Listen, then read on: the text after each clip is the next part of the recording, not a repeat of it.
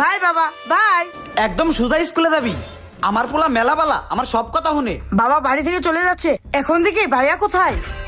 আরে ভাইয়া দিকে বসে বসে গেমস খেলতেছে। স্কুল তাহলে বাদ, আমিও বাসায় গিয়ে গেম খেলি। বাসায় কেউ নাই, এখন মজা করে গেমস খেলবো। বন্ধু বন্ধু আমাকে রিভাইভ দে, রিভাইভ দে। তাহলে রিভাইভটা আমি দেই।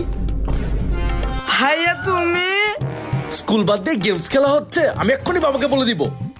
ভাইয়া তুমি আমাকে যা বলবে আমি তাই করবো, তাও প্লিজ বাবাকে বলো না।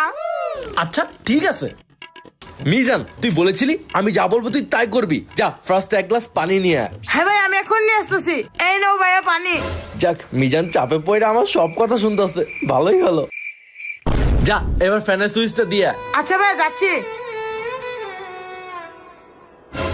নাহিদ ভাই, নাহিদ ভাই, কি ব্যাপার নাহিদ ভাই? সাহেবের মতো এইভাবে বসে আছে কেন? আমার ছোট ভাইকে দেখ। এই মিজান, রুমটা অনেক ময়লা হয়ে আছে, যা ক্লিন কর। হ্যাঁ ভাই এখনই করতেছি।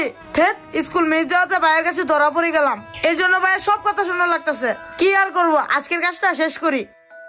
দেখেছিস আমার ছোট ভাই আমার কথাই কেমন উঠা বসা করে। হ্যাঁ হ্যাঁ, তাই তো দেখতে পাচ্ছি। আজকে আমাকে অন্য লোকজনের সামনে এইভাবে অপমান করলো, এর প্রতিশোধ নিয়েই ছাড়বো। দেখ এইবারে হুকুম করবো আর সব মেনে নিবে। এই মিজান যা তো আমাদের জন্য ড্রিঙ্কস নিয়ে আয়। দাঁড়াও, এমন ড্রিঙ্কস আনবো। এই নাও ভাইয়া তোমাদের ড্রিঙ্কস। খাও খাও, একটু পরেই বুঝবা। পেটে এরকম ব্যথা করতেছে কেন? আগে আমি বাথরুমে যাব। মিজান তো আমাদের কিছু একটা খাওয়াইছে, এর জন্য আমরা বাথরুমে যাইতেছি আসতেছি, যাইতেছি আসতেছি। দেখ।